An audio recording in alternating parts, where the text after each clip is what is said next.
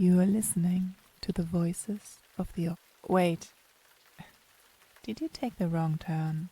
This is AmeLynn's Corner of Chaos. Are you sure you're prepared? Either way, welcome.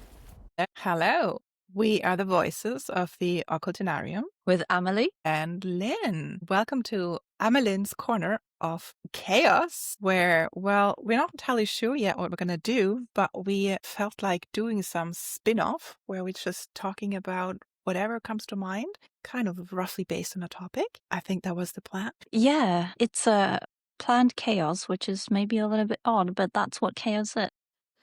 Yes, slightly chaotic order in chaos. I mean, we've had sessions, sort of unofficial sessions, so we just met up and we would talk, and then we would start talking about really interesting topics, and then we would be like, why did we not record this? So now we dubbed it AmeLynn's Corner of Chaos for now, and see what comes up. I mean, we're still at the very beginning of the Occultinarium podcast, so we've just recorded a few episodes for. Yeah, it's good to reflect on the episodes, I guess, and also kind of like go through the crazy things that we've been talking about and not on and off camera. Yes. Yeah, so, I mean, yeah. Because we had pretty long sessions about such random topics that was so interesting, but we never recorded it. And we thought like there must be some other weirdos out there that would so much appreciate. And even like to get your head spin and be like, oh my God, I've also been through this. Or, oh my God, this is crazy. So yeah, or just listen to crazy people talking about crazy things. I don't know what your motivation was to starting a podcast in the first place. I just remember yesterday. Was it yesterday? Yeah, no, actually it was today in the morning, because I was watching a show, the Tokyo Diner, actually, or the Midnight Diner, the Tokyo edition. And it was an episode with a radio show host. So this is like, from the 80s or 90s or whatever. So he's like this radio show host, and he always plays at midnight. And then, there's these characters and they like listen, and then they feel like, this kind of sense of belonging or whatnot. And then I remember like when I was a child, when radio was still a thing. I mean, I loved the radio, and I had a phase where I felt like I wanted to be a radio host at some point. I thought it was so cool because there seems to have so much fun, sitting in the studio, and then you choose, because back then, you still choose the music you put on, and it's like, what are we gonna show the listeners today? And there was a variety, not like it is today. I'm old. Oh, but, I'm older. I understand, completely understand. Yeah, vampire. I was really the same. When I was a kid or younger, like me and my bestie, what we used to do, it started with us recording radio shows. So we had like, I wish my mom had those tapes because I would love to listen to them. And we used to do like different characters and just having like radio shows. Right. Then there was a time when I'd like force my parents to buy a video camcorder, like video, like VHS tape kind of thing.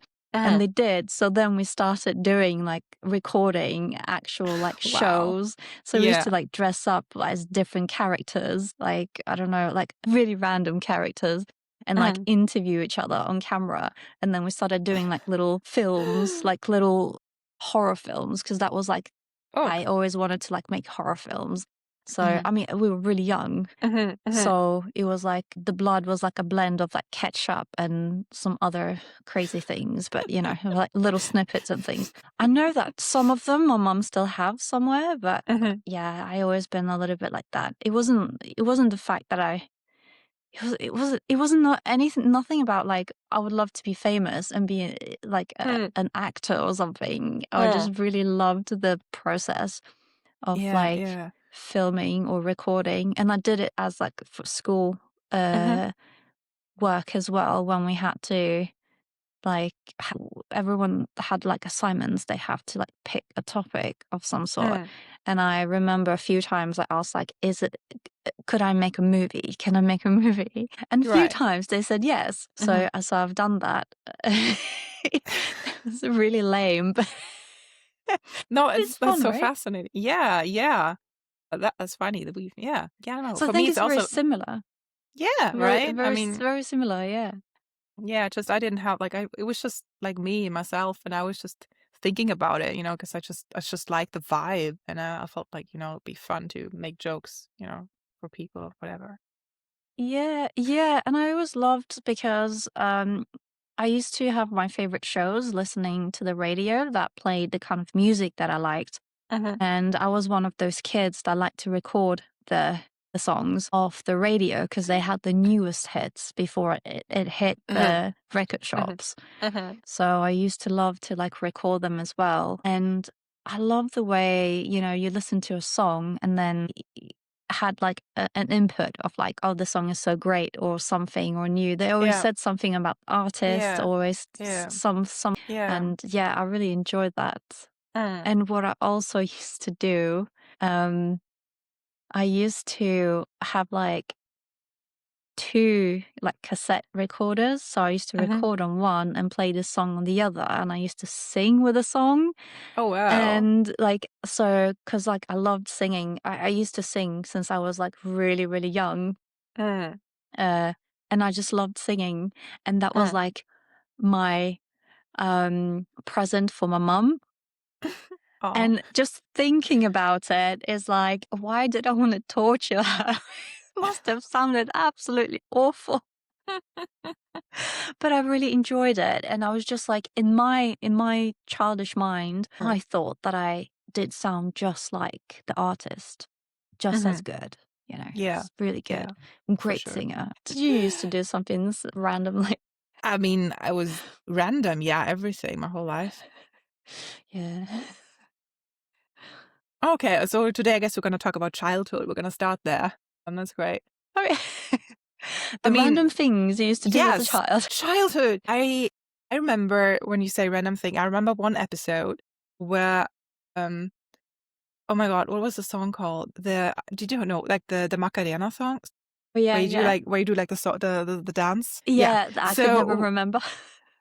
yeah, so this song was just fresh out and I was probably I'm gonna tell everybody how old I am. That's fine. I guess I was like 8 or 7 or something. I was just going to school, and I remember the song was out, and then I thought I was gonna surprise my mom, so I put myself like into a like not a fancy costume. It was kind of like more like a sports, like a onesie kind of thing, like all sportsy, but I wouldn't usually wear it like so. It was like a whole outfit, and then when my mom came home, I would like put on the song. I'd be like, do the whole dance.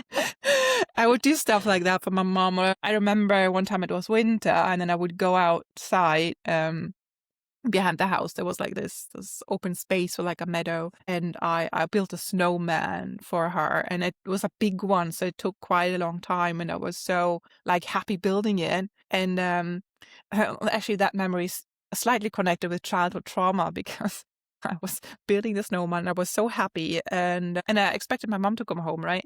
And then suddenly my grandma comes home, and I'm like, but like, where's mom? Like I just built like the snowman for her, and I just had this, like when you get really happy or have this expectation or anticipation as a child for something to happen, and it's just, Yeah.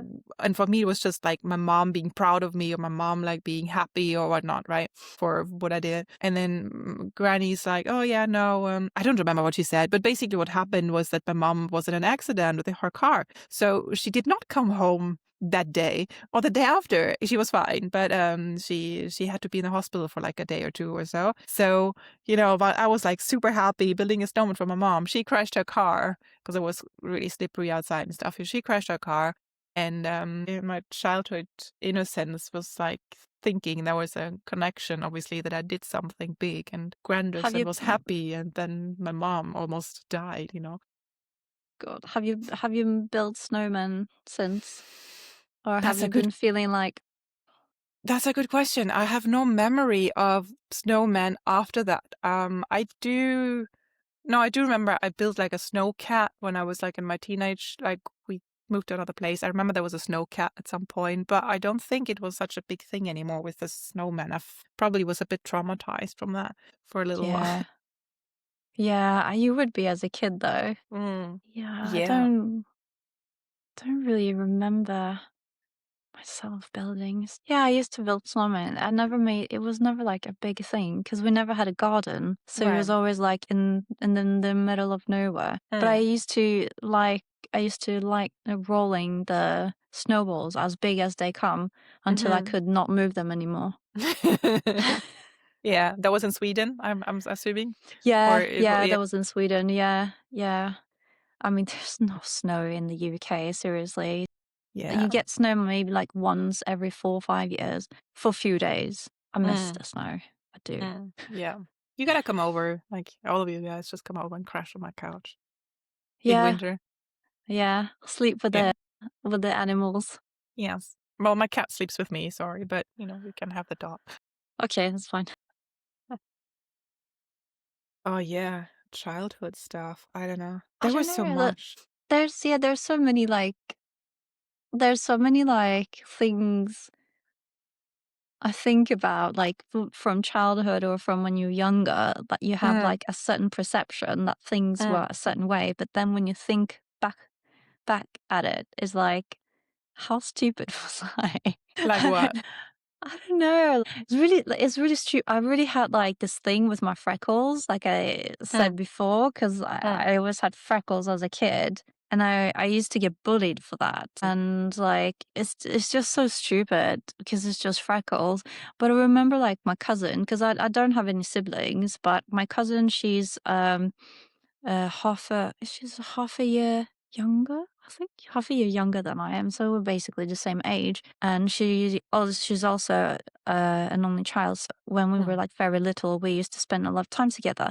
And she felt so sorry for me. So she went out with her mom because mom was like she loved shopping. Right? So she came. We used to like hang out with at my grandma's a lot. And one day she came and she gave me this cream that was supposed to be like for freckles. Oh I gosh. have no idea. Like there's some kind of like nature shop thing. Mm. And she just felt so sorry for me. She's like, I got you this cream uh, just so you can like get rid of your freckles because it makes you so sad. And just little things like that. It's very Aw. sweet. But like it's such a stupid thing. Like it's just freckles, but I can't see them as much anymore because Mm. obviously I'm like in the UK when there's no sun. Do you Yeah. do you remember when you were a child, what you wanted to be when do you remember, like, the earliest thing that you ever said anything about what you wanted to become? If you ever had, like, some sort of dream Yeah. or yeah? Tell me about it. Yeah. Yeah. Yeah. I wanted to become an astronaut. Right. I can't really say that word very well. Astronaut. Also Astronaut. astronauts. Astronaut. Astronaut. Astronaut. Yeah. No, oh no, let's not go there. I must have been like 5 or 6 or something. Like my real dad, he loved a lot of like he liked things that were electronic music and sci-fi and stuff like that. And I used to always watch like on TV all the movies and things. And he watched quite a few times like Space Odyssey. And Mhm. it's a very like grown up movie, right? But I must have been like 5 or 6. And I was watching it too, but it wasn't, I was like playing and watching it. But I was just, when you play and then you watch something and you get fascinated as a kid and you just like, and I just like, for me, it was just so cool that they're like out of space. Yeah. It's not on Earth, and it's just Mm. like this, like almost clean environment, but it's so different. And that got me thinking of like, oh my God, I would love to see like the Earth from like above. And I just got really into like that, like I don't know why. I really do not know why. Mm. Now I'm just like, it must be horrible to be like stuck on a spaceship somewhere, like in this like very sterile environment and Mm. having like Hal talking to you. And Mm. it's probably why I'm so afraid of like robots. It's Mm. probably because of that movie as well. Right. Because it's like, but somehow I just really wanted to become like just wanted to float in nothingness. And that's probably why I'm so fascinated about like void and black holes and chaos. And it probably comes from there. But I do not like robots. What about yourself? I'm gonna can talk about it. What have you ever tried one of those like floating chambers or one of these things where you can kind of where like in the sense deprivation, say like these sense deprivation tanks where you just float? I wanted to do that years and Yeah. years and years ago with my friend, and we were like, yeah, let's do it, because she was really into it as well. But I never got around to it because Oh then the yeah. lockdowns happened, and then Yeah. now I moved away from London, so now I'm just like, Mm. I'd love to do that. That's some. I think I need to like check where I can do it Yeah. somewhere here, because I think I think I will enjoy that. Yeah, And me too. maybe it I've not sounds tried it, scary, yeah. but yeah, maybe like No, one but I day like we that. all meet No. up and then we just do Yes. it. Just all go on our separate tanks. I'm just like, we're just gonna space out and have our weird little Yeah. trips, probably. I Yeah, can imagine. Yeah. I just love the feeling of like not feeling, but you Yeah. just like there in your own, like in your own head. And Mm. I guess it sounds scary to most people. I assume it sounds very scary, but it just sounds so relaxing to be Yeah. there with your own thoughts. Yeah. I guess it really has to do like with how comfortable you are with your own thoughts, really, right? So Yeah. if you always like, I mean, the personality type who, for example, always needs to be of a coworker like that, I think. So it's like a person who's like always needs to be like talking and engaging with people and always be like a very extrovert, but like always like dang dang dang, always like something and some input. Maybe not be very comfortable when there's suddenly just silence and then you cannot feel anything either. Like their senses just go away. And I'm just like, it's like, oh, that would be so great to just like let it all go, surrender, Yeah. big, big thing. Just like, I just want to know what will my mind mm, like see, like, mm, because it's like dark, no mm, sound, no, yeah. like you're just floating around. So obviously your brain is going to like come up with some random stuff. I bet it's quite trippy. I'm quite sure it must be a bit trippy. Yeah, I bet. I bet it will be. Bet So people I will just, show up. yeah,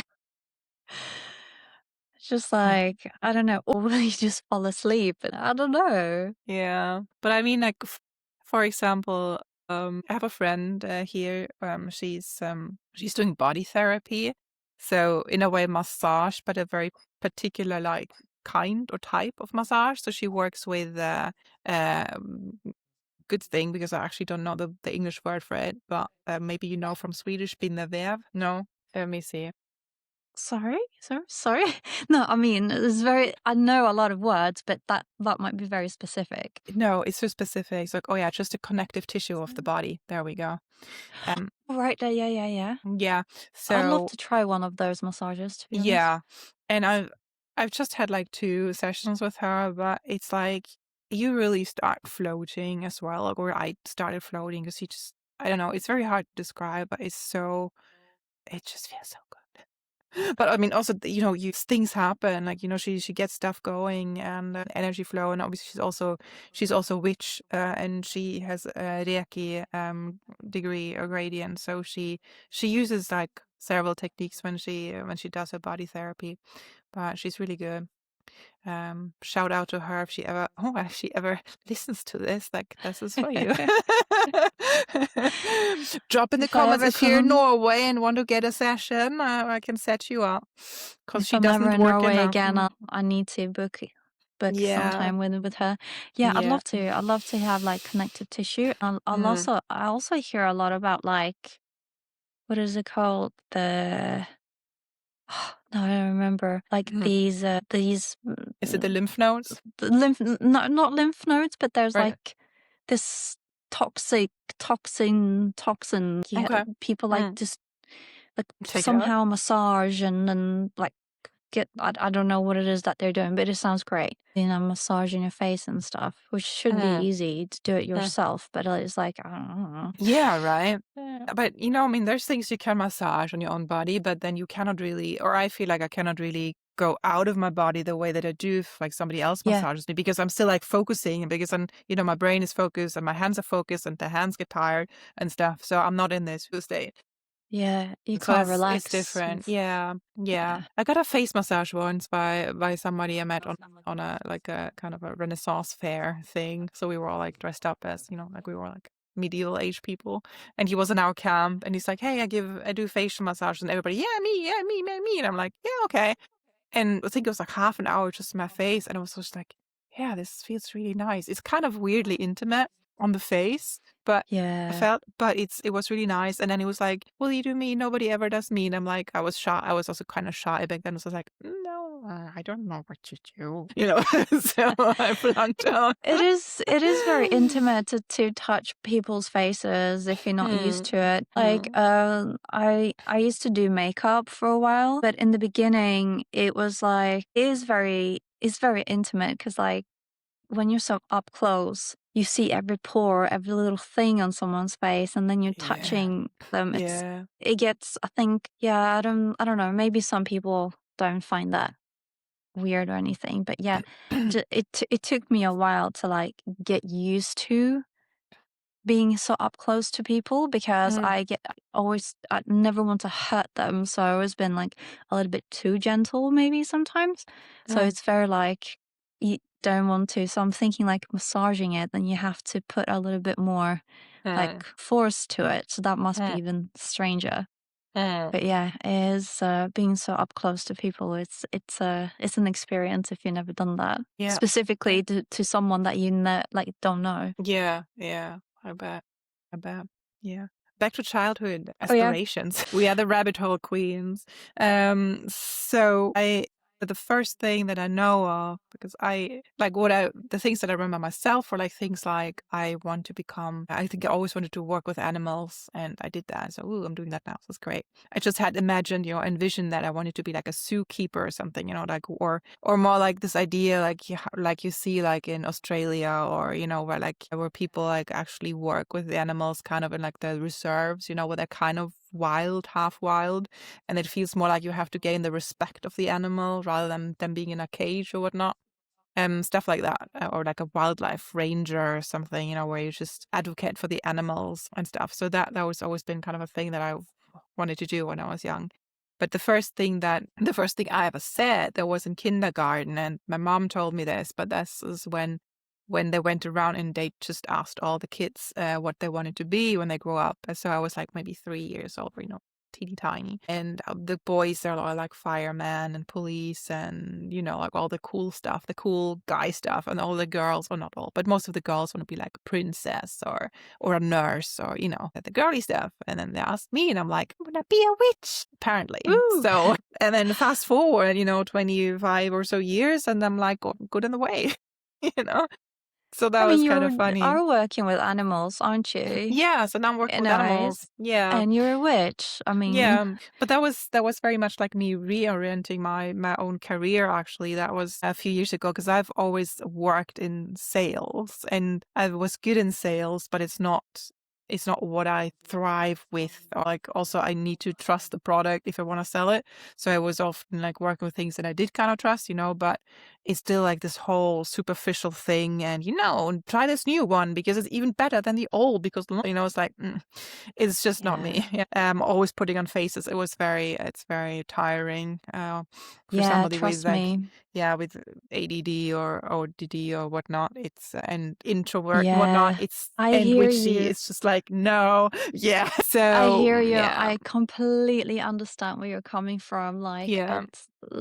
I mean, I've been in sales as well, and I survived 3 years in Harrods Wow, yeah. and a year in like Harvard Nichols and 3 years in Liberty. But Harrods was like when you said like putting on a mask, I'm like Harrods. Oh my gosh. Yeah, I, no, I I don't understand miss what it. you're talking about, Mm. but Yeah, no. it's. I mean, I know that you don't work with like animals in wilderness, like you said, but Yeah. yeah, like it's still like Yeah, it's the next best. close-ish, Yeah, it's and you don't have to like upsell and sell things. not You're just like much. helping No. them. I still have to tell owners or explain prices to owners, so as a vet tech. But Well, yeah, obviously, yeah, yeah. yeah. But no, it's really good. It's just a few years ago, it's just like I don't want to do this anymore. And then I actually went into this thought of what did I want to be as a child, because I felt like if there's anything that I could do. And as a child, you have this innocence about you, but you're kind of more connected with what you truly want, I feel. So I was like, what did I Yeah. want to be when I was a child? And then some of those things were like things that are not really attainable or seem not attainable right now. Like, for example, helicopter pilot. I would love to be that, but there's just a lot that goes into becoming that. Money, for example, that I don't have.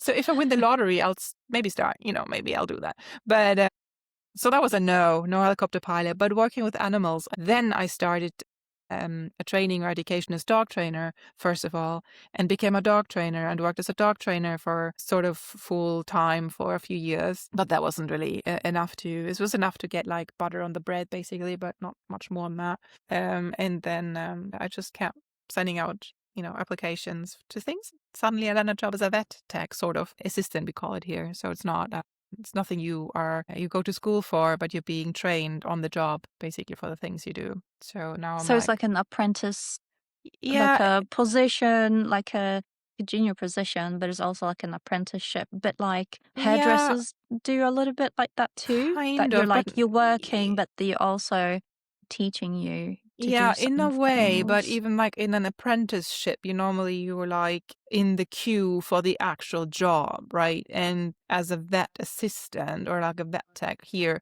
you're not, you're basically doing what, like you're never going to be a veterinarian, unless you go study. So in that sense, you're being trained to do certain things that somebody assisting a vet, like the vet would do, but you're not fully trained. So it's like, there's a whole like ranks and a hacking order or packing order in this. So I'm on the bottom, Oh dear. and that's okay. It's a very small clinic, and everybody like it's a very nice team. So it's great. Yeah, I like it Yeah, very much.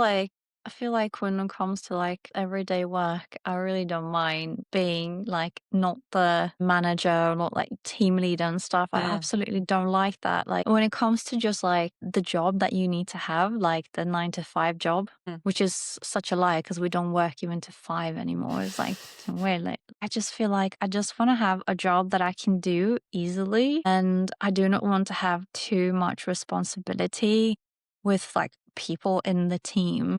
mm, I remember like back in because I've been in my position right now for quite a long time, and I remember like it's been a few times they're like, "Oh, Amelie, don't you want to be a team leader?" And I'm like, No, no." no, get the So hell do out. not make me. I do not want to have. I don't want to have. Like I can help. I can help. Like, but you're doing it anyway. I don't want to. Mm, I just don't want to because as soon as I feel that I have that pressure on me, I mm. get really stressed. I don't want it. Mm. It's kind of like what I'm thinking of, like superheroes and stuff. I used to have like a phase with, like liking superheroes and all that. Um, and for me, like as a child, I saw myself as kind of like the superhero, of course, in my like retellings of the stories. But growing older, like I don't want to be the superhero. Either way, I'm more on the vigilante side now than the superheroes. I'm like, if then it's the vigilante, and then I'm just a sidekick. Like I want to be the sidekick. I'm gonna be the one that is doesn't have so much pressure on them, but I'm always gonna be loyal to my chosen vigilante, and I'm gonna help them out, and I'm gonna cover the tracks, and that's like my kind of position. I'm like the ranger covering the tracks, Yeah, from my D&D yeah. party. I don't know. Yeah. You get all the fancy cars and stuff anyway Mm, without the pressure. yeah. Yeah, yeah, No, yeah. You cannot I think drive it, I guess. You can't drive the I fancy was car, just but you can thinking sit about in the Batman seat. and Robin Hood for some reason. Yes. That's what I was thinking. I was thinking, Batman as like the first vigilante that I kind of fancied. Yeah. Yeah, Mm. yeah. Yeah, I do agree. I'm more into Yeah, I don't know. I always felt things for villains, That came later but for me, but yes. not that. I don't know how to explain. I always felt like, well, if all the villains, like they became villains for a reason, and that's Mm, because the good people were not nice to them in the first place. So I'm mm, thinking like, well, there's a reason. You don't just like you're not just born villain. yeah. Villain is made. So I'm always like, what are I've been few times when I was rewatching like Star Wars. I'm not a big Star Wars fan or anything, but and when they came on, I was watching them and stuff, and I always think to myself like, now think about these scenes from a villain's perspective, Mm, and specifically with Star Wars because the sides are just so like mm, just like, are they really villains? Like, is it that bad? Like, I don't know. I just feel there's a sort of freedom in in being a yeah. villain. Yeah, that is true. Like, I think everybody probably aspires to being a villain, but then is just too nice to be one. Like, I wish I could be like a villain. I'm just, Yeah. Do you know, like, one of the things I always been saying, like, if you we were talking about the lottery, like, uh-huh. if you win the lottery, and in my mind, I'm always like, the only reason why I can't fully be myself is because I need like economically, I was about to say addicted, but it's not addiction. I uh, have to have money to like live, uh, therefore I need to have a job, and therefore I uh. need to be a way society wants me to be. But That's if how I they didn't catch have you. Yeah, that's how they get you in the system. That's the fucking thing. that it, it's like if you don't have those strings attached Mm, of money, then you can just be the way you whatever you want want. to be. But the problem is that the people that do have too much money, Mm, they go a little bit mental and whatever, but then it really depends on what kind of person you are. But mm, that's something that, like, I'd love that. I love to, like, just be myself. mm. You don't need anyone because you have your money. Yeah. I think, you could start a discussion on that. Like, what if you could just be whoever you wanted to be? Would then things like villains exist at all? Outside of there being like money or anything. Like, if you can just be who you are, nobody bothers you, nobody bullies you, you can just freely express yourself, unless you're a psychopath, and you're like 3 years old and you're stabbing kittens. Then I guess that's you're just not gonna grow up to be an okay person, I guess. I'm pretty sure. But as a normal person, or Jeffrey whatever. looking at you. Mm, Jeffrey Dahmer, not a Jeffrey that I know. right, right. Yeah. Yeah, I mean, I don't know. That's I guess an experiment one society would have to test. Let just people be who they want to be and see what happens. Would it be like a better kind of society, or not? I think probably, but I mean, I've not. I don't know. I haven't tried it. I just don't think that everybody is like us. I think Yeah. we can see this now in with what we have now. We are so wise. You can tell, as soon as like there's a lot of money involved. It's not like it's just this power hunger somehow. Mm, I don't know, it gets very skewed. Now we come from like not having much money, so we know how it is to live like a normal life and appreciate things mm, that we have and buy and whatnot. mm, I mean, these really wealthy people, they are born with money, so they had mm, that since day one. So like they have no clue how mm. it just gets so skewed. I assume like it would make you very selfish in a way. It definitely And could. Yeah.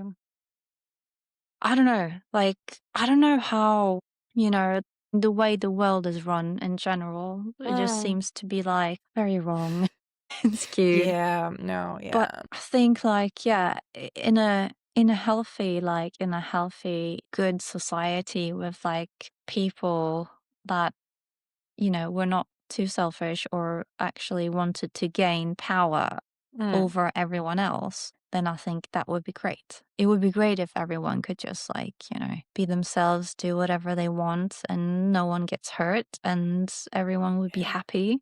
It's a fantasy. It's a fantasy. It just does not exist right now, right here. But maybe that's the whole reason why we're here, to experience all these Yeah. I was just gonna say, like, things. in this reality or whatever we're experiencing, it's not like that. But maybe that's also just, maybe it's all just a game. Yeah, a simulation or whatnot. Who knows? Who the fuck Yeah, it's knows? a game of polarities as well, isn't it? It's Mm, like if you don't have the push and pull, things will be pretty like dead in a sense. mm. I don't know. Yeah, that's the force and the tarots. If you're gonna go there, right? It's like where you have too Yeah, much stability and it gets boring. So you have to have some. But then maybe you have like a tiger who's gonna like eat your sheep, and then you're off balance again because then you don't have, yeah. like whatever. There's stuff is happening. There's I'm always pretty something sure. that happens. I'm pretty sure there's always gonna be something that happens in life to keep it interesting, no matter what kind of society you live in, no matter whether things like poverty or whether power struggles or not. I think even in a small rural town somewhere in the Andes or something, there's stuff that's gonna happen to you in life. Maybe, but then again, there's all these stories, or like also like I don't know, like when I'm looking into the more rural areas where I grew up, it just felt like everything was just so sleeping, and people weren't really. They were always just going in the same thing like every day, and not really like waking up, not really thinking outside of their boxes. So I don't know, maybe. I guess a personality thing. I guess if you have more like our kind of personalities, then if you come from a rural town somewhere in the Andes where people really just are sheep herders and whatnot, you'll probably be like, I'm gonna go traveling. And then you do go on the fool's journey or something. I guess that's more like what people like us would probably do in a situation like that. Yeah. Probably. I don't know. I think like there are people that are very happy with being comfortable. Mm, And I'm just thinking about like again, like childhood, mm, like where in the town where I went to school, a lot of people there were like, a lot of my friends, they were like, oh my God, this town is so boring. As mm, soon as I finish school, I'm going to move to a bigger town. I'm going to move there and there and there. And thinking about it, I mean, I'm not really in touch with all these people anymore, but I know a few of them, and most of them have stayed. mm. They might travel and stuff, but they Yeah. stayed. I mean, I know a few of them, like one of my like old besties, she moved to Australia, and Mm, another one moved to like a town, like a city close mm, nearby, like mm, nearby, but mm. it's really not like people have not been really, you know. Yeah. And I just think that people are just really comfortable. So some people are just very comfortable where they are, and Mm, they just thrive in comfort. mm. I'm like the opposite. I don't know, like I always feel like I You strive. You need you to. you thrive in discomfort.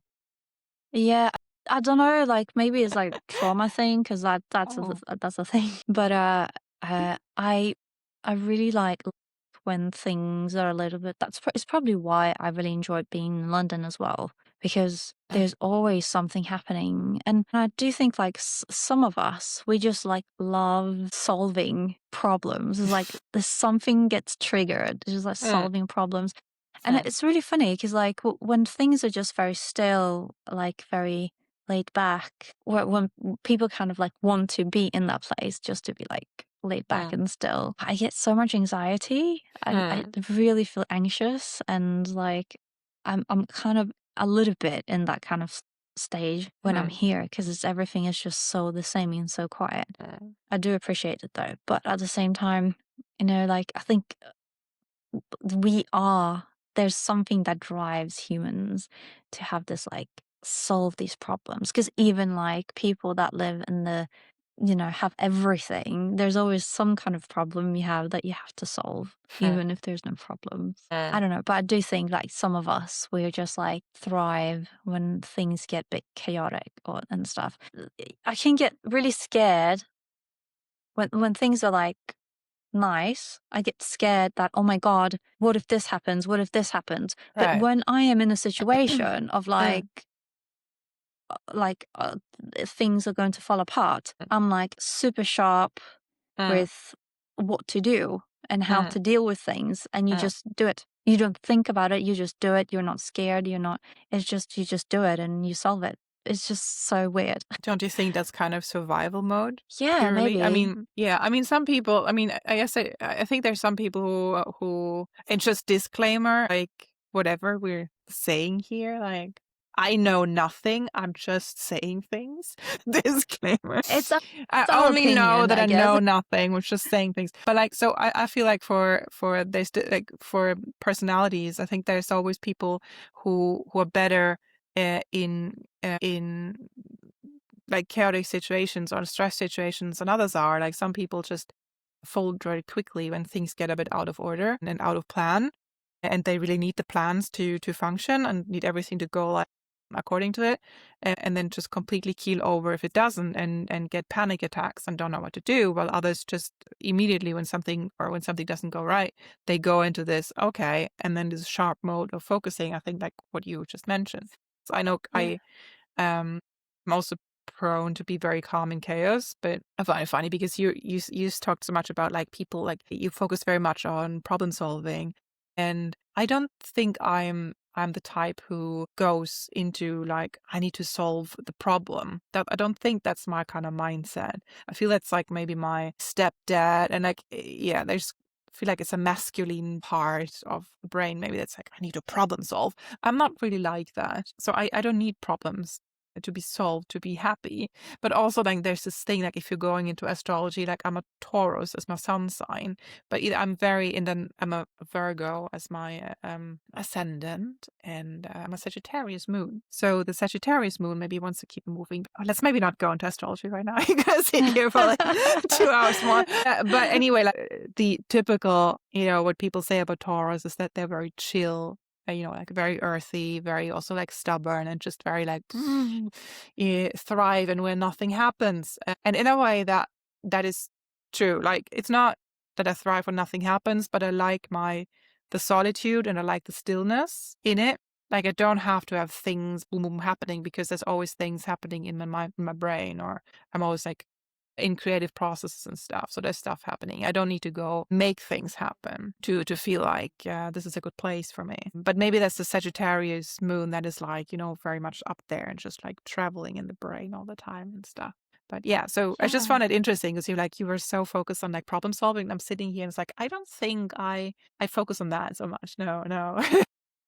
I feel like I've always been like that Mm, with like friends and people. If they, people like just, people like to tell their like issues to mm, me. mm, It's always been like this since I was really young, mm. and I just always feel like I can help. I always like either talk through it or like give them like a help. I'm not like I'm not forcing people to do anything, but I just feel like it's almost like I don't know how to explain. It's not like I'm like forcefully like want to change them, but I just feel like I You almost offer feel sorry options. You offer yeah, options. if someone is upset or sad or something is wrong, then, I want to make them feel better. Mm, So, like, I'll solve the problem. And I do find it like I do this in many different areas. Like, mm. I don't know, living in London, like, for example, when you have like housemates and stuff, which was so annoying, but I had some nice ones too. Like, you don't really have like your own furnitures and stuff, and you're going to be moving and just like randomly put things up so it looks good and like using things that you would normally not use for certain things. Mm. It's almost like a part of a play somehow. It just to get like creative, but like solving problems. But I don't know. So I mean if we're doing the astrology thing, I'm an Aquarius sun, Mm. so that could have something to do with that. Like we're just a little bit mental. Yeah. In the best way. And I'm also Taurus in the moon, but in the moon. So my Mm, moon is Taurus mm, and my ascendant is Leo. So I mean, I'm not super deep into astrology. I wish I could, but I can never like remember things. mm, But I assume I always feel like people people see me as more outgoing Mm. and very social, but actually I'm very much so like an introvert and a loner. I'm very Yeah. happy just like being by myself, but I can be both. I'm like a chameleon sometimes. I Yeah. can I feel that. I Yeah. can Very much. yeah. Yeah. But now, like the way that, because now I have to almost redact my statement because the way that you're describing problem solving was not the way that I thought in my head, because I'm very much familiar with that too. Just like I felt like, like some people, like trying to find problems so that they can solve, so that they can be happy about stuff. But this thing that you described is also kind of very much what I've been experiencing through my whole life as well. Because I think it's kind of like just giving, or for my part, like just giving a different perspective. Like people also have like come to me with like, oh, this and this and this, this is complicated, or like with interpersonal relationships or whatnot, and they don't know. And then I'm just saying like a thing or two and being like this and this. And then they're like, oh shit, I never thought about that. And then they go, and then something happens or something changes. And I'm like, I just, okay, you know? So yeah, in that way, like without really meaning to, like for me, it's just like I'm offering perspective when people ask me for perspective, and then very often it just so coincides, I guess, that whatever perspective I have is something that to me is a very obvious perspective, but then to the people who come to me, they're like blown out of their mind. They're like, I've never thought about this, Yeah. but it's even like in smaller things, like obviously I don't remember any concrete details, but it's also happened like at work when it's like, oh yeah, we're having this problem. And I'm like, yeah, well, how about we just do it like so and so instead? And like, I never thought about that. And for me, that seemed like an obvious choice, and then it's Yeah. like, yeah, okay, well, there you go. Yeah, yeah, but that's it's like that kind of problem solving, as in like when there is Yeah. something and people just like kind of stressing about it, like Mm, you just get like a sharp mind and you like mm, just solve it somehow. It might like not yeah. be perfect or like, but you just solve the problem so you can just like get on with things. Yeah. Kind of like And getting the tracks on the train of life, right? For people. yeah, This yeah, sounds very grandiose, but it's not really like that. I feel like, I mean, I don't know how you experience it. For me, I feel it's like kind of more like kind of working in the shadows, because I notice, okay, I have noticed like these things happen, like something blah blah. I come with a solution, then they're like, oh shit, yeah, and then suddenly their life turns around, or they do something really big, but like it never falls back on me. It's kind of as if like I implant the idea in them, and then they are like, oh yeah, this was my idea. And I'm like, I remember this differently, but you go, it's fine. You go, do your thing. I don't know how it's, yeah. yeah, I don't know. But for me, Yeah, it's often no, like that. I totally understand what you're talking about, and yeah, I've been like that. I've been like not battling, but I've been thinking about that as well. Mm, I do sometimes I do like not intentionally, but I do think that sometimes I am a little bit of like the devil's advocate. mm, Sometimes just to uh-huh. like make people think, just so that something clicks in their mind. Yeah. And yeah, many times it's just like you say, you kind of like say something that triggers a train of thought in other people. And Mm, you know that you're the one that kind of like helped them or triggered that. yeah, But right. they don't really, it's not like they just didn't see it or they didn't think that it was that probably. But something like yeah, sometimes when I was younger, I used to get really upset, like, why can't people see the fact that I have been useful? Because it's like Mm, you want to be useful for other people. You want to feel like you're helping them, and mm. it's not like you want them to tell you that, oh, you helped me just because you want to fuel your ego. It's Yeah, right. because you want to know that you've done something right so you Mm, can go on and do it. So mm, it's like a confirmation of like I'm doing something that it actually helps people, something yeah. right. But you never get that because I don't know. I don't know why. Yeah, I and it guess people feels don't weird. Yeah. see. Yeah. I've been telling this to myself for many, many years because there's so many people that I have helped that I don't longer talk to. Mm, And many of them actually, I had to say things to them that they didn't want to hear. So they got mm. annoyed with me. Oh, same. But Yeah, then, I've lost friendships like this, but yeah, now they're living a better life, after the trigger. So exactly. it's like, I guess this was my role in this friendship. Never mind then. Okay, it's good. Exactly. Put I away just the think ego, like, you just have to be old enough to be able to not give it so much weight. It's just like we're all fleeting yeah, roles, I guess. yeah, it's really difficult because Mm. my ego gets really pissed off. It's the Leo.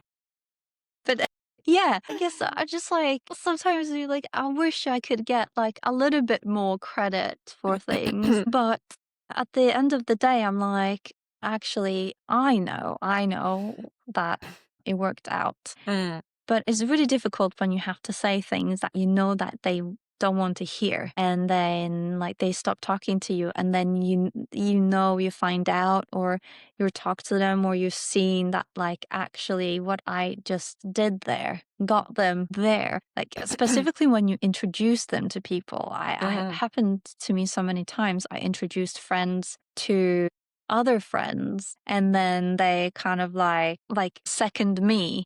Yeah, they become best friends. Yeah. They Mm. become best friends, Mm. and there was no like, not even like, thanks for, introducing us. It was just like, oh, let's drop Amelie because she's boring now. But then it always comes to a point of like, they want me back in their life as a friend or something. And at that point, I'm just like, well, it's not going to be the same. I take things like that. Mm. Loyalty is something that I've like, to me, Mm. loyalty is something like, if you break it, I'm not always like, I will not talk to you again. I don't get pissed off like that. Mm. But in the back of my mind is always like, It's I breach know of what you trust. did, and Yeah. yeah, it's like something is broken. We can probably be friends, but we will never Mm. be that close Yeah. because I'm onto you. Yeah. It sounds really horrible, but No, I you get it. have I to get like, it. Yeah, loyalty is a big thing for me, and that's just, yeah, experiencing most people not to be loyal, even if they say that they stick with you as a friend or whatever else. I'm just really, once I find the value in a person, and I like to stick with people. But yeah, I mean, whatever, life happens.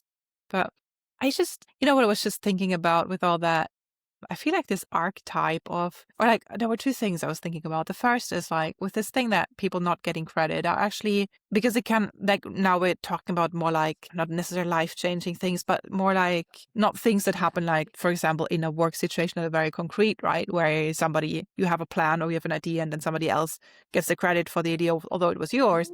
But in situations like that, because that's the kind of the same mechanic, what I've read is, or what I've heard, there's several techniques that you can do. Say you're in a big meeting, right? And then you come with a really good idea, and then people or like somebody's like, oh, wow, and I haven't thought about blah, blah, blah. And then we're going to adopt this idea. And then somebody else, suddenly it seems like everybody's in on it, that this other person was the person who had the idea, and but it was me saying it. So that you basically just have to reintroduce, like, while you're like in the meeting or on chat or whatnot, that you like, as I have pointed out earlier, this idea is really good. Or that you say like, so nice of you to take up my idea, Craig, like stuff like that, so that people kind of see that it's yours. But then obviously this is very like ego, and you're, clinging to it. But, yeah. if people struggle with that, these are like the methods that you can try and practice to actually get Yeah, your I do credit. use, as we discussed earlier, I do like, that's something that I use at work Oh yeah. quite a Mm-hmm. lot. Mm-hmm. But yeah, I do. Yeah, yeah, I totally agree. There's quite a few times that happen at work, and I don't know. I think, You just kind of used it on me. It's good. It's good. As you were polite yeah, about it, as we discussed, I'm like, oh yeah, yeah, I don't even remember, but yeah, see, right, so that's good. Yeah. yeah, yeah. You have to use it, but then Mm. you just have to also know that people might not Not like it. still like take it. But you have to. There are a few changes like at work that happened. There's like a very significant thing that happened at Mm. work when like a few managers were away on holiday and they were working on this thing, and they basically said like to me to keep an eye, like I was in the loop of what's happening just in case they needed some help. And literally on the second day I was like, hold on, why do they have such problems with this? Why don't they just do this and this? So I literally just sent an email like, would it be possible if you could use this to do this? Because I don't see why not. And literally a few hours later, it's like, actually, that's a great idea. And now it's something that we're like using like on Right. everything. Wow. Yeah. But it's like nobody ever acknowledged the fact that it was me, because as soon as managers were back, they're like, oh, yeah, this is what we're doing. People are implementing this and that. But who came up with the idea? Right. But Yeah. you can't really like...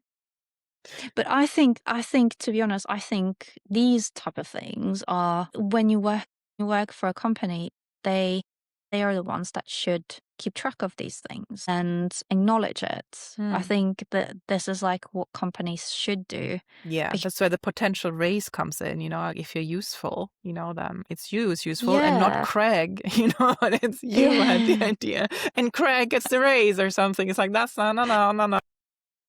Yeah, that's the thing. But, it's also like just I don't know. It's like feeling, it's the same thing like we talked about before. It's the feeling that you are like useful, feeling like it's just like an acknowledgement of like you did something good. So maybe then you actually want to continue to work even better.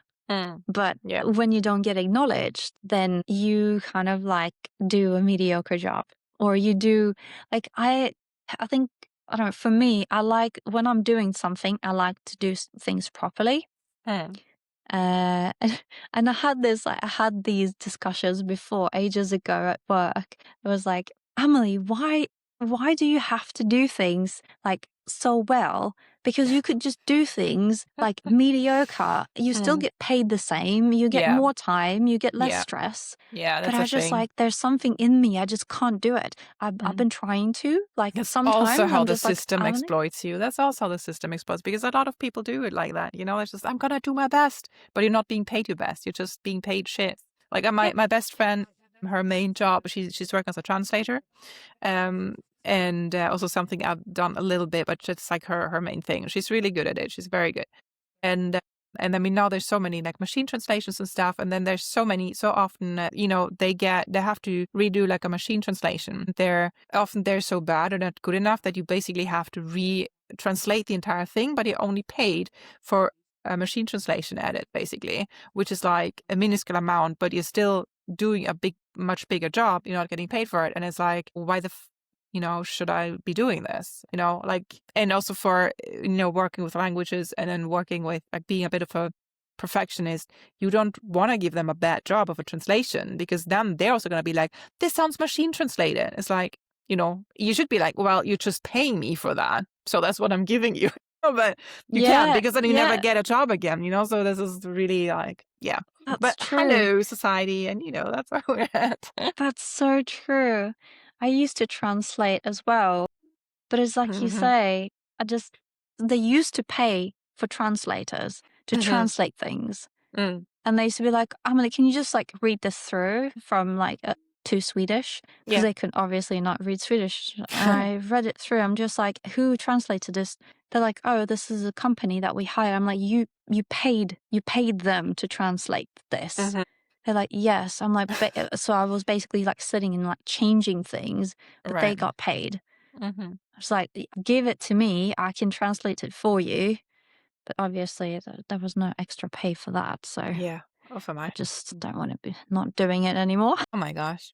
Another thing I thought of with the also when you mentioned like devil's advocate and kind of taking this role and being somebody who maybe not necessarily instigates, but who gets things moving, just to go a little bit into the mythical archetypes, because I was thinking that's kind of the archetype of that is an archetype in a way. And then I talked about this with my people from the Norse shaman school here, Yggdrasil. And in the Norse myth, the person who gets things moving, because otherwise things would be at a standstill, that is Loki, I knew you'd So, say that. yeah, of course, so. But I mean, in many traditions, it's often like the trickster gods, it's the trickster gods that just are the ones who kind of instigate or do stuff, and then they're often seen.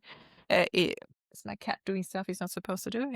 But apologies, stuff happening in the background. But they're trickster gods who are sometimes then seen as kind of the bad guys because they're triggering things that might be a calamity or whatnot, but they're actually things that like they actually get things moving, and they're not liked for it. So this archetype, that's kind of I guess that's us with human Lokis.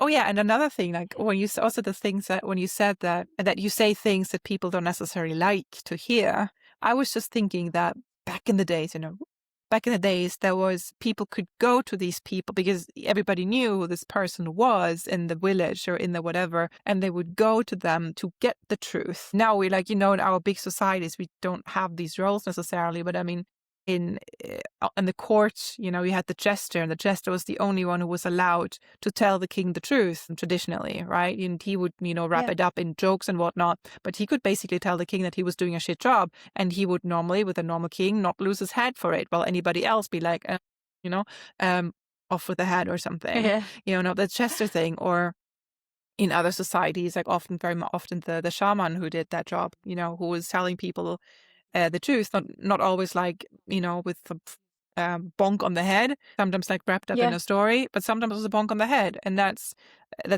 our job in a sense, or that used to be, that was people knew about that. Okay, they will not lie to me; they will just tell it how they see it with their wisdom or whatnot, right? Or because they're talking to the spirits or whatever reason, but they have this role that they will tell you the truth, or they will tell you the harshness of the reality. And when you went to them, you were prepared that is probably what you were going to hear, and not he's just not marrying you because he's having a difficult time. Is it no, he has 2 other women and he's not liking you, or whatever problems people would go to a person who is just is love, sex, money, power, usually the typical ones, right? So I often ask myself, how do they become this person? Because you either have to start very young, but when you're young, you can't really have that kind of shaman kind of, so it's almost like you have to build as, can you? I don't know. I don't know, how, I always think about this, how does this wise old man or woman become this wise old man or woman? They must be that when they're really, really young. So I'm just fascinated about that. And I'm just could I do that? I think not in the same sense, but it's it would be so interesting to to have that I don't know.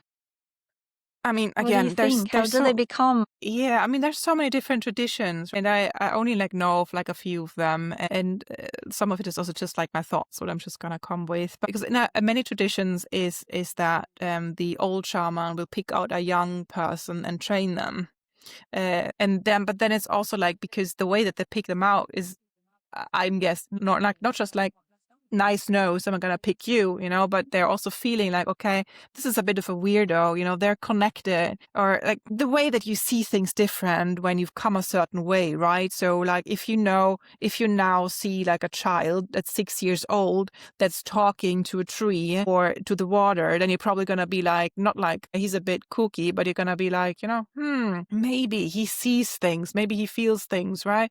And then you're okay, this is a good candidate to become the next shaman. And then they would be trained in the sight or in the things, and then they also would get all the stories from the old person, and then they would become an old person very soon. And I think that as many of us, maybe also even you, many of us who are not that necessarily that old, but have been told when we are young that we seem old, or we should be more like other kids or whatnot. So I think it's that kind of personality or that kind of trait that very often would trigger that, or be okay, this is a good candidate. Yeah. So this is often like that. In other traditions, it was kind of not by chance, but for example, in the traditional way in Japan, for the shamans to become shamans, traditionally there used to be only women and blind women. So if a female child was blind, then they would become, or most likely, I guess they would train, then the best ones would become, but they would be then trained to be a shaman. Also, there you have like a society where you have to, like old ancient Japan, right? Where you have to have some sort of value to society. Otherwise, if you don't have a value, you cannot live, right? And as a blind person, unfortunately, for a long period in Japan, and it's still a little bit like that. If you have disabilities, you're not, it's not that great for you. I think still isn't very, very good but it used to be like really bad, right? I mean, in many societies, because it's just how it was. You had like limited resources, so it was natural, it was kind of like a natural selection. It's how it was. But then you're blind, you're kind of useless unless the blindness triggers something else. And they were very strongly believing that if you are blind, especially born blind, you have the other sight. So it was also reported that they would see things, although they didn't see things. So they were trained as shamans often. And then I guess just sent out to where shamans were needed and lived there as the town or villain shaman. Yeah, I think that's really cool. That makes a lot of sense. The problem now is that we do not have these shamans that can pick us out and train us. Yeah, not and really. I think I said this before when I said to you that it's really nice that you have like a group of friends that are kind of into the same thing, so you can learn from one another, or there's like some kind of like support. It's very difficult, like, because back in the day, I guess we lived in like our villages. You had your little tribe, and you were seen, because now you're not really seen by anyone. Yeah. It's you kind of like left to your own devices. What was it? Another thing I was thinking about as well, when it comes to maybe saying like harsh things, or just being more like straightforward. I personally find that it has something to do with like loyalty when you're a friend. I really don't like, when you have friends and they can see that something's not right, but they're too scared to say it. So they just don't say it until something breaks, or until maybe, it comes up. Or example, like you're dating a guy, and your friend can see that this guy is not really treating you very well, but the friend doesn't say anything because, she doesn't want to hurt your feelings, because, she can see that you really like this guy. But then obviously then things might happen, you break up, and then not until after the breakup, she goes like, yeah, I could tell that he wasn't very nice to you. Yeah. And this is something that I just find like, this is not loyalty for me. Loyalty is like to say something when you see something happening, even though the person might get upset, or, angry, or maybe not even talk to you for a few days. But a really good friend is honest. So if they see something that is not right, you should tell them. And that's how I feel like that's how I want my friends to be towards me. So I'm like that towards them. Yeah, but I think it's not really Same. reciprocated many times, No. because No, I'm the same. I want the harsh truth rather than the sugarcoating from most things in life. I mean, we know sometimes white lies are a good thing, but psychologically, but still. But I guess you really have to have a certain bond with that friend for that to work. Like, I think, like my best friend, I think I could probably tell her like something really harsh, and then she would probably be very upset for a while, but she would probably forgive me more than she will forgive me for 1 year forgetting her birthday. I'm still not living that down, I think. Yeah. I'm putting it on the air now. I'm very sorry that happened. But I love her to bits. But yeah, so I think that would be forgiven probably, because she knows me, and she knows in the heart of her heart that I don't mean her anything. I don't mean her like bad things. And she knows also how my brain works, and that I can be very direct, and I can say things that for her psychology is very different from mine. So she can get very upset about things that are too direct, but then she kind of understands me. So she kind of cuts me some slack, But yeah, on the other hand, I learned to be a bit more sugar Cody with her sometimes, because But I have had situations where I have lost friendships over being too direct or being just direct enough, I guess. But exactly same situation you just described as like fictional, if it was. But I had a friend and she was a new friend-ish, but I really liked her. We hung out a lot. We shared a lot. And I felt like there was a really good connection. She was also kind of more like bits like supernaturally interested, blah, blah, blah, bit witchy vibes. But then she started dating a guy and I saw so many red flags with that person. And then she was also telling me how other people saw like how he wasn't an okay person, or other people were also like super alarmed. And then she also had a phase where she was alarmed. She had a phase where she realized things about him weren't good, but somehow she got back together with him. And he's a raging narcissist, I would say, from my not being a psychologist, but just all the signs were there. Like he was cutting her off from everybody. He was like completely taking in her like over her life. It went to the point where I actually read the cards for her, like, so there wasn't even like me directly saying it, but the cards were pretty like direct about. I mean, I used the word narcissist in my reading, but but the cards were really like being quite direct. What would happen if she keeps going back to him, or and what's happening? And she was like, okay. And then just a few weeks later, and she broke up, and then a few weeks later, she was back with him, and then I saw them together. And then one day after she realized that I had seen them together, being like all lovey-dovey, she sent some really ugly messages and broke off contact entirely. And I was just like, I guess she needs that now, or she's just, I understood what was coming was from that place of him like isolating her or whatnot, or not wanting people in her life that would tell her of the red flags, right? So that happened. It was really unfortunate. I liked her very much. But yeah, so she was out of my life she's still out of my life, but I think that's 2 years ago or something now. And the interesting thing is that earlier this year, or I think it was, or around I think it was in January, I'm not sure, I got a message from a new number that I don't know, but she said like immediately her name, and then she said like, oh, blah, blah, blah, blah, blah. I've sent some really ugly messages to a lot of people and cut out a lot of people, and I didn't mean to hurt, and I went through some stuff. And so she explained herself. And I knew this, I've been knowing this. This is what's happening, but it was nice to getting the kind of acknowledgement, or kind of repair, or just saying that, hey, I was going through some shit and I didn't mean it. So we're still not friends, and we're not friends. It didn't get back together. I just wished her well. If she wants to be my friend, she can contact me, but I'm not gonna like dig around there Yeah, for the this time is being. exactly what we were talking about as well, of like saying something to someone that might hurt them, but in the long run, there's definitely, she was just not ready for Yeah. what you had Yeah, not had just to me though, say. but because in this case, And it wasn't just me. It was like I think everybody who was close to her was yeah, like warning her about this. it's very difficult when Mm. you dealing with narcissists. That's a completely different episode as well. Let's talk about narcissists in the next chaotic corner. Like,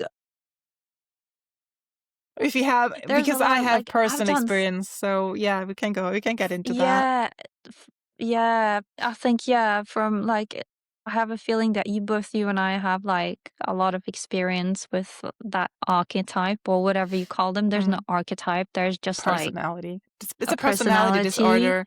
Yeah, but personality Yeah, disorder. but just because of that, I've been digging around and learning a lot of things about that personality, because I kind of had to.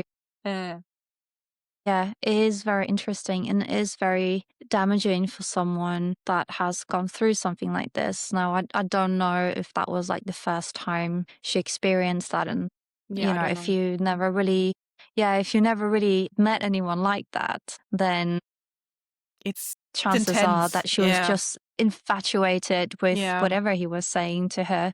So, and in this case, it's almost like you can tell them only what you can tell them, and then they have to learn by actually living through it. Otherwise, they will never believe that such personality can, like, a person can be so Mhm. cruel in a way. Mhm. Mhm. So it's pretty unbelievable Mhm. how like they work. But Yeah. yeah, it's a shame. It's a shame that people, can't just listen to others and then, but Yeah. sometimes you just have to get through it. I mean, You just isn't it have to like get that through though it. almost always? I mean, growing up, and your parents say something like you shouldn't do this because, and how often do you not listen as a child or a teenager, because you have to go through it yourself. And then the Yeah. grown-ups, they want to mostly, some of them, they want to keep you from going through the hurt.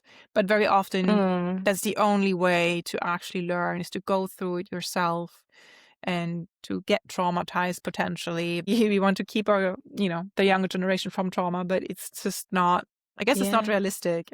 It's not, I mean, it's not realistic, but it might also not be healthy. I don't know. If you don't learn anything, like if you completely, I mean, this is another topic, right? I don't know, but if you completely shield a person from everything, how do they turn out, Yeah. It's an experiment, Yeah. you know? It's also maybe if you just constantly like shield someone from anything that's harm, it's also kind of making them not evolve as a person. Mm. You're making them stagnant so that they will not have any kind of experiences of anything. So Mm. that is also a bad thing. Yeah. And that's really where the wisdom It's a comes in degree. from, like, I guess, traditional shamans, or if you say like a very good traditional shaman, because they would know when to send somebody through a difficult situation and when to be like, don't do this, Yeah.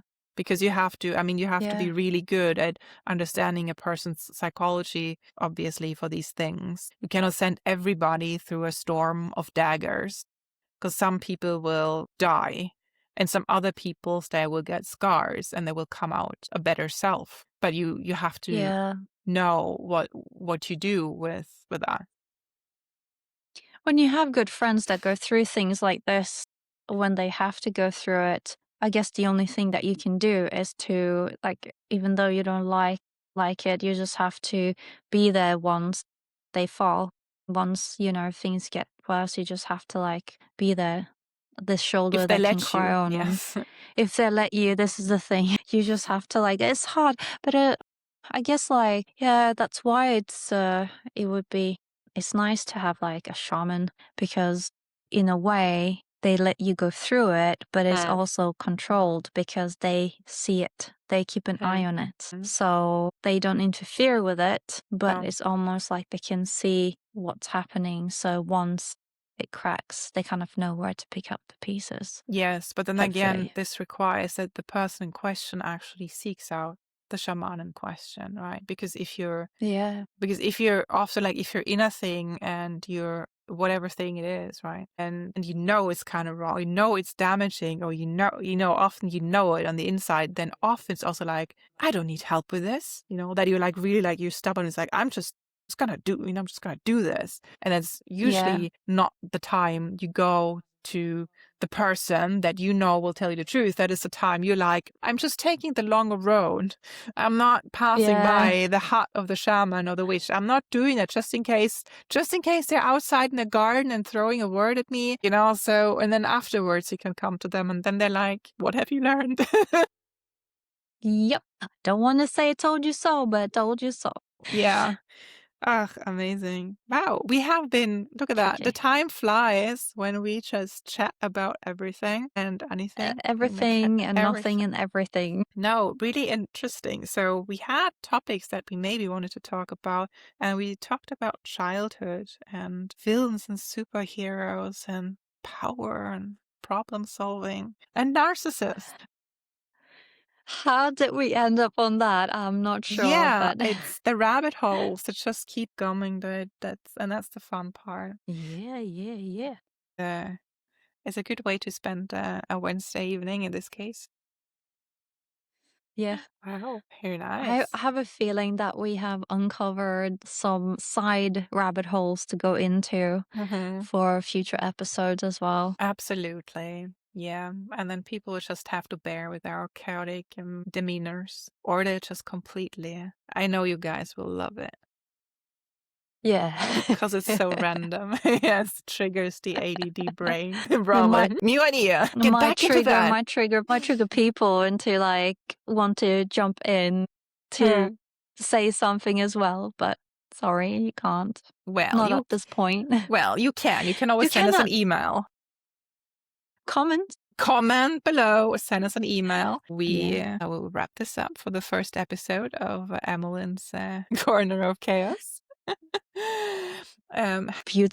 Beautiful. Have a wonderful evening, and thank you for or day.